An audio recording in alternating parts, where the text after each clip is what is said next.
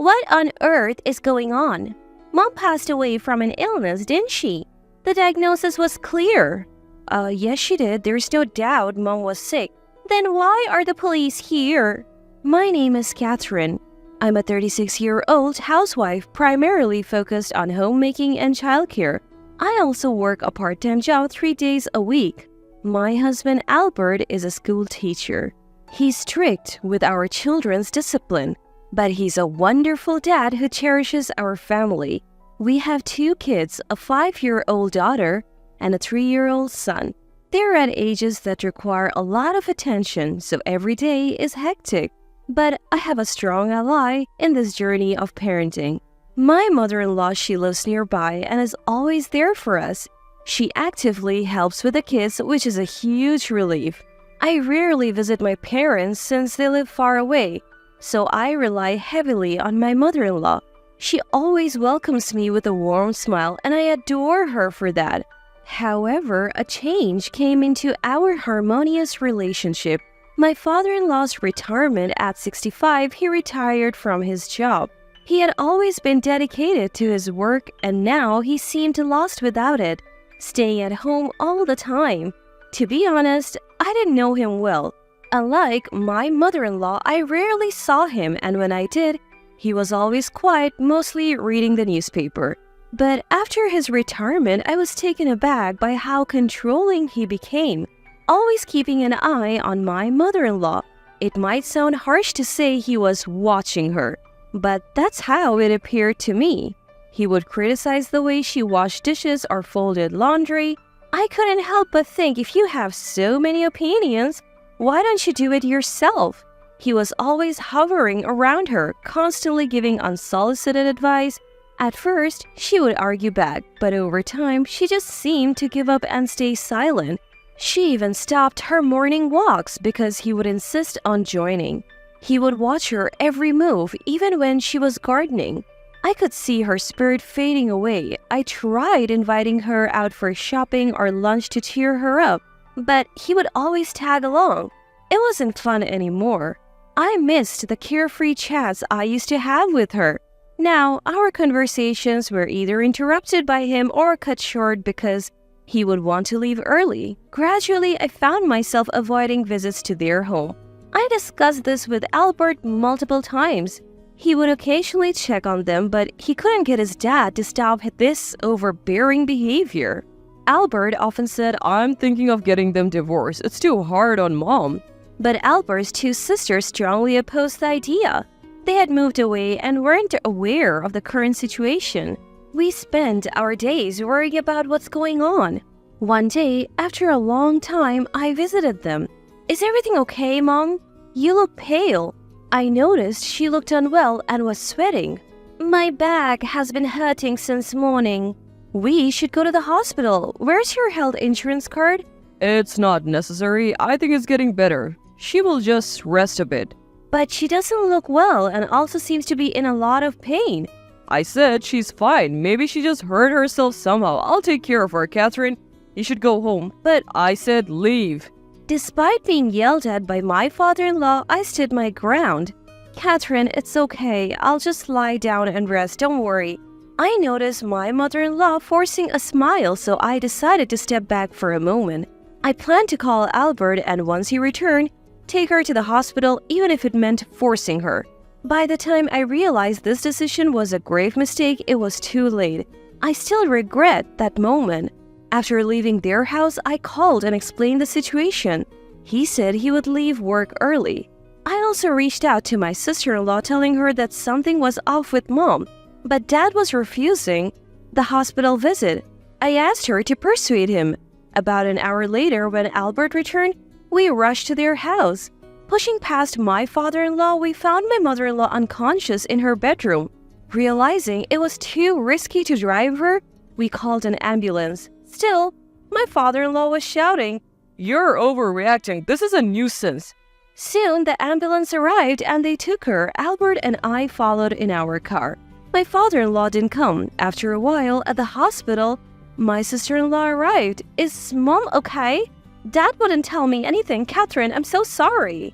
"Why is everyone making such a big deal?" Their reactions were so different that I was shocked. Seeing my mother-in-law unconscious and yet seeing how calm Charmaine was made me distrustful. Not long ago, we were informed that she had passed away. The doctor said there must have been various symptoms leading up to this. When asked why we didn't bring her to the hospital sooner, I couldn't answer. I regretted not visiting them more often and not noticing the changes in her. I wished I had forced her to the hospital when I saw her earlier. Tears wouldn't stop. Both Albert and Joanna comforted me, saying it wasn't my fault, but making them comfort me, especially after losing their mom, made me cry even more. After that, even though we were grieving, we were swamped with tasks, preparing for the wake and funeral, contacting relatives. Maybe these tasks should have been for her natural child, but I wanted to be involved as much as possible because I loved her. With the whirlwind of tasks and deep sorrow, my memories of that time are blurry. I remember clearly only after the funeral. Albert and I, along with Charmaine's and Joanna's families, gathered at their house.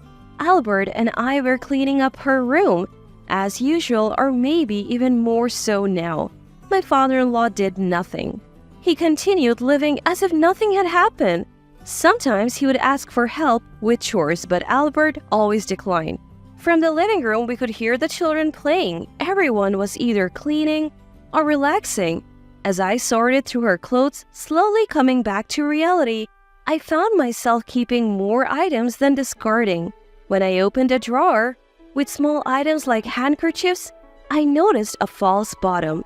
Out of curiosity, I checked and found a diary. It seemed well written. Feeling guilty, I skimmed through it and found something shocking. I quickly showed Albert, and I could see his face turning from shock to anger. What is this? Albert, I'm sorry. Based on what I believe, I need to report this right now. Ignoring Albert's plea to wait, I immediately called the police. If what was written in my mother-in-law's diary was true, she was abandoned by him. About 30 minutes later, the doorbell rang, while the unsuspecting family was resting. When I opened the door, several police officers entered and I handed one of them the diary. After skimming through it, the officer nodded and proceeded further into the house. What's going on? Hey, stop it! Both my father-in-law and Charmaine were surrounded by the officers. Joanna and her husband looked on in shock while Albert and I moved the children to another room. What happened? We would like to discuss the circumstances of your wife's passing. You're Charmaine, correct? What's this about? Mom died of an illness and we have the diagnosis. Well, it's true, Mom was definitely sick. Why are the police here then? She was sick, but if she had gone to the hospital, she wouldn't have lost her life. Joanna and her husband couldn't hide their shock at these words. Mother-in-law left a diary.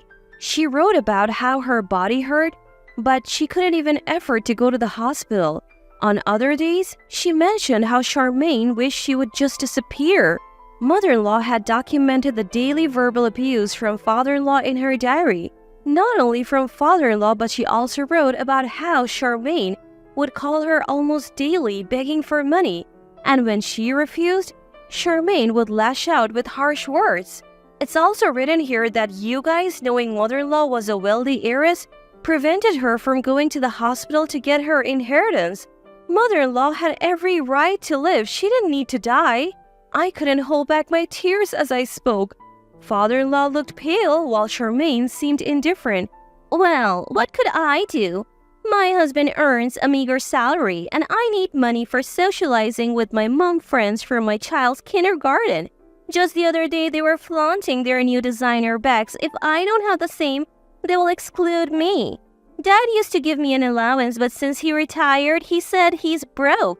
When I talked to Mom, she told me to stay away from such friends. If you're not on my side, it's no problem if you're gone.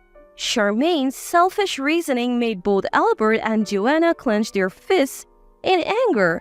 Albert, trying to stay calm, gently held my hand and I felt the tension leave his grip. Looking over, I saw Joanna being comforted by her husband. See, you guys have someone to protect you. My husband, with his low salary, doesn't stand up for me. I'm just unlucky. Charmaine's husband quickly looked away, clearly not wanting to defend her. Sis, I also earn a low salary. That's why Catherine works part-time to help out. She does more than her fair share and I want to make her happier. What are you doing for your family? Charmaine bit her lip in frustration. Dad, you've always spoiled her. Why did you abandon Mom? She was cheating on me. You might not even be my son. She got what she deserved. When did she cheat? You've been following her around since you retired. Well, she did it behind my back. Just last Sunday, she met her lover. Were you not with Mom last Sunday? You're always with her. How long were you apart? I followed her everywhere, even when she said she was going shopping. Father-in-law seemed more panicked the more he thought about it. We were never apart. I was always watching her. Then, who told you about Mom's affair? It was Charmaine. All eyes turned to Charmaine. You lied? Well, it's funny. I told Dad that Mom was cheating and he quit his job to stalk her. I can't believe. What have I done? Father-in-law's face turned pale and he collapsed. I've always doubted her. I have said terrible things. She told me she felt sick last week and wanted to go to the hospital, but I didn't give her money. I believe Charmaine when she said Mom was faking it to meet her boyfriend. With a weak voice, father-in-law broke down in tears. I promised to make her as happy as our son when we got married. What have I done? A police officer pulled a sobbing father-in-law to his feet. No matter how much you regret or cry, your wife won't come back. We'll continue this at the station. The police took away the still crying father-in-law and the sulking Charmaine. Later, when Albert and I visited the police station for questioning, we learned that Charmaine was in deep financial trouble. As she had said herself, she became stubborn, trying to assert dominance among her close mom friends. Originally a high-maintenance woman, she married a man from an average family. Despite her husband and in-laws' objections, she insisted on sending her child to a kindergarten frequented by the wealthy. Once she joined the flashiest group there, she began to indulge in luxury lunches and brands to fit in, eventually accumulating debt. Unable to confess to her husband, she turned to her father as usual, but he had quit his job and couldn't lend her money. Her mother never took her seriously from the start. Turns out, her mother-in-law came from significant wealth. While sorting out her belongings, they found bank statements under mother-in-law's name with amounts they had never seen before. She had hoped to rely on her wealthy mother, but after being coldly turned down, she wished she could just inherit the money. She began feeding lies to her father-in-law, causing him to stress out mother-in-law. Mother-in-law's health deteriorated faster than expected, which pleased her. She kept telling father-in-law it was just a minor illness and not to take her to the hospital. Because of her selfishness, mother-in-law tragically lost her life. In mother-in-law's diary, there were messages written to Charmaine. It read, "Don't be swayed by others, understand what truly matters, and I hope you realize what's essential and live a happy life." Things she couldn't see to her face. Showing her, this didn't change Charmaine's heart. She ended up in police custody for a while. Father-in-law consumed by grief is likely to be given probation, but he will still have a criminal record. Even though they can't meet anymore, I hope he reflects on his actions. In the end, Charmaine and her husband decide to divorce, with the father getting custody of the child. She never thought it would come to this. Only when her child was taken away did Charmaine break down in tears.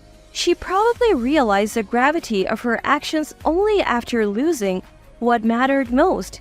She's said to cry every day, wanting to see her child. Albert and Joanna were devastated as their family fell apart, especially with both the father and Charmaine having criminal records. Was the diary written by mother-in-law to someday reveal the truth to someone? Or was she planning to serve father-in-law divorce papers and claim compensation? Now, no one will ever know the real story. But I feel relieved that the truth about what happened to mother-in-law is out in the open. I dearly miss mother-in-law, but the time I spent with her was genuine. So, I want to keep moving forward. If my son ever gets married and brings home a daughter-in-law, I hope to be as kind-hearted as my mother-in-law was to me.